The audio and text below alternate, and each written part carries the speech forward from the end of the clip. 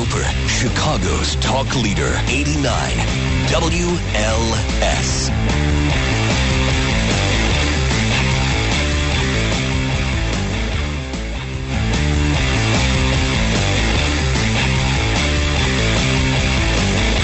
All right, can I just say, and I don't want to bring us down because, quite honestly, it's dark and there's snow and ice and sleet and wind. But, there's been so much talk about guns and what we're going to do, schools. I'm watching the news today, and there were a couple stories. And I thought, we are so missing the point. I just have to say something here and get it off my chest. We're so missing the point on this. That I know the NRA is having a press conference and everybody wants to know, everybody's got a thought. The president put together a commission and Joe Biden is going to be leading this commission. They're going to say something at the State of the Union. The NRA wants to weigh in. Everybody's got a thought. But then I saw that there's a company out there that is selling bulletproof backpacks. Did you see this? No. And wow. I'd read a story about it. Okay, that's not for real. Then CNN did an actual package story on television where they show a guy going out to this factory where looks like Hello Kitty. It's not, but it's the same sort of thing. It's like a little Hello Kitty backpack, and you put you put this what looks like a Hello Kitty body armor piece into the backpack, and then they show a guy shooting the backpack. And see, now, and the child will be just fine. Now, there's a lot to that, which is the child is wearing on the back. It's really not body armor. It's in the backpack. It's going to save but it says, with all the contents of the backpack, and they show the bullets and the little Hello Kitty, pad that catches them. And I'm like, that is not the issue. No. The issue is not, we'll make our kids safe because we're going to get them a Hello Kitty bulletproof vest. Jeez. The idea is to keep these things from happening, from starting before anything else happens. Now, then there was, on the other side, there was a story out of Texas where there's they're starting to consider allowing teachers to be armed. Now, you've seen, and this is actually gotten some traction, where they're saying that there should be people in the schools, they should arm the teachers, they should arm the principals, gym coaches or whatever, and they should have to go through these courses to go through it. I'm like, what? See, now that's also insane to me. Because now the school has to be an armed fortress? Yeah, so part of your job as a teacher now, in addition to guiding America's youth to the next generation, is learning how to operate semi-automatic weapons in time of distress so that if a gunman comes bursting through, you can take him out. Jason Whiteley is with WFAA TV in Dallas, where there is actually a town that is that's doing this, right? That's going to allow teachers, because in the concealed carry rule, do I understand this right, Jason? The concealed carry rule in Texas allows you to carry a gun on school property? It does not allow you to carry it on school property. It specifically forbids you to do that, but the school board can pass a law or regulation, if you will, to allow specific people to do that. And that's what happened in this one small town about 3 hours northwest of Dallas. It's called Harold, Texas, and besides a railroad track, a few grain silos, and some pump jacks out there on the prairie, there's not much out there. And so they're going to allow, and how are they going to pull this off? I mean, what are they? No, this has actually been going on for 5 years there. They have had teachers and faculty carrying concealed weapons in class, in school, with children around for 5 years now. Passed it back at the end of 2007. No one really found out about it because it's a very rural, isolated area, so no one really found out about it until 2008. And at that time, we did some stories then, and the superintendent we talked to then, and then again yesterday, too, said that, he's gone in the last 5 years from defending this practice to actually selling the idea, because since the tragedy happened in Connecticut, he says he's been overwhelmed hearing from people, school administrators from across the country, a lot of them in Texas, too, interested in finding out the process of how to do this. I did ask, hey, have you guys ever had to pull a weapon for anything?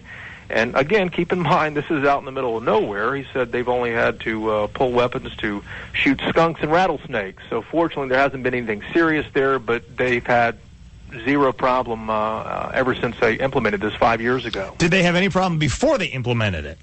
They didn't at all. And I asked, I said, what kind of spawned this? Yeah, exactly. Yeah, he said the superintendent told me that the Amish school shooting, it was so many of these, I had to think back for a moment to remember this. Right. This was back in 06 when the person entered the school building there in Pennsylvania, I believe, posing as a milkman, shot, I think, 10 children. He said that really spooked him. Then Virginia Tech happened. I think that was in 07. Hard to believe it's been that long. But when Virginia Tech happened, the superintendent got this idea. He, I believe, is a concealed handgun carrier also.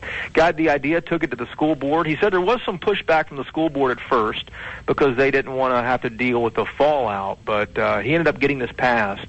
Now, keep in mind, too, this is a one-school school district. This thing is tiny, but a state legislator in Dallas, as you just mentioned there, has kind of seized on this idea now, wants to make it a statewide option for any school districts who are interested in doing this, at least in Texas. And it sounds like, if the superintendent is correct here, that there are other people across the country who might be interested in this. Whether it actually, happens in a larger urban school district like Dallas, Chicago, or other places like that, that obviously remains to be seen here, because the teachers union, at least in Dallas, strongly opposes this, saying there is no room for weapons in the classroom. They don't belong there at all. It seems much more likely, Jason. Like, as you mentioned, this is a small town.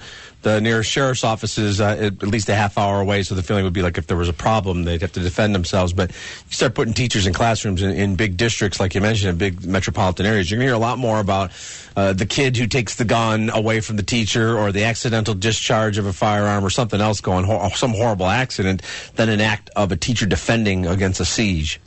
Absolutely. And these kids, again, being out here, there's the Wagner Ranch borders up next to this school district, which is the second largest ranch in the state of Texas, behind the King Ranch, if you've heard of that. So a lot of these children have grown up with weapons.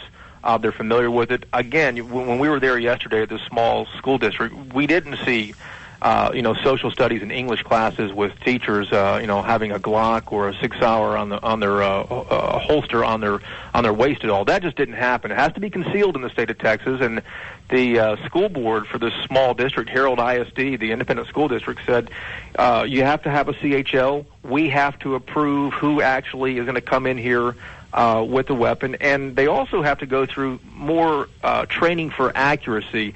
And the superintendent told us that besides the Highway Patrol in Texas, there's probably nobody else that has more shooting training than his teachers there. And there are 103 kids in this school district, 25 faculty and staff, so they wouldn't give us a number of how many have it, but evidently it's been a success there for a while. All right, well, and that's what they're doing there. I just, as you pointed out, Jason, you put it into a bigger school system, you can get some people who are, if they fear they're losing. I just know that I had teachers in school, if they thought they were losing control of the classroom, they would have brandished the weapon.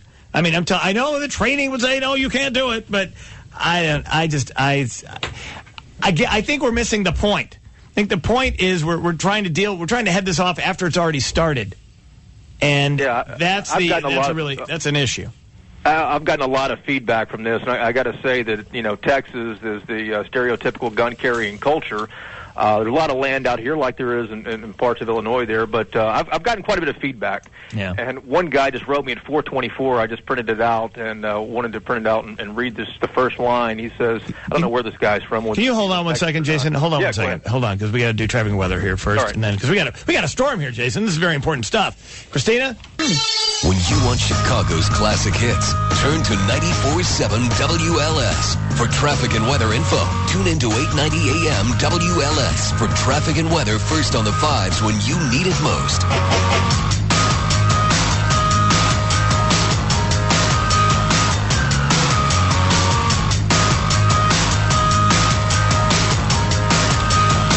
All right, we were just talking with Jason Whiteley from WFAA TV in Dallas. Did this story about now they're considering putting guns in the classrooms in Texas. At least one state legislator from the Dallas area is considering that, wants to bring that up. And you were just saying that you got a lot of reaction to your story about this one town in Texas that has this, but it's a town that's half an hour away from the closest anything, including absolutely. police station. As we mentioned, it's 3.5 hours away from Dallas here. But I heard from a lot of different people on both sides of the issue. This is one just a few moments ago before I contacted you all. This guy says this has to be one of the most ridiculous things I've ever heard in my life. only in Texas does stupidity trip over itself hand over foot.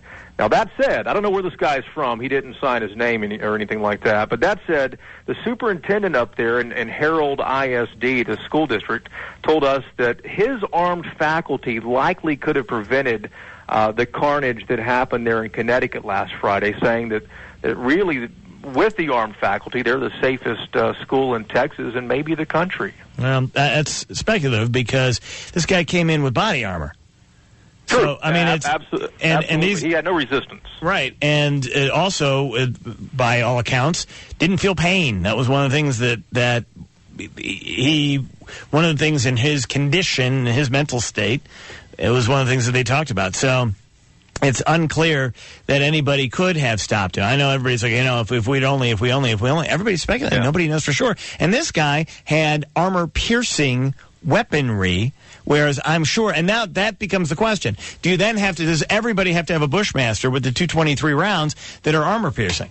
These guys up here in Texas, the school district shoot frangible ammunition, which is the same as the air marshals shoot on, if they ever had to, shoot on airplanes. It's the ammo that breaks up once it hits a hard surface. It will penetrate skin, but will break up at a wall or something like that. Obviously, would be no match at all for what this guy had on. Yeah. All right. Thanks very much. Appreciate it, Jason. Sure. Thanks for your time. Thanks, Jason.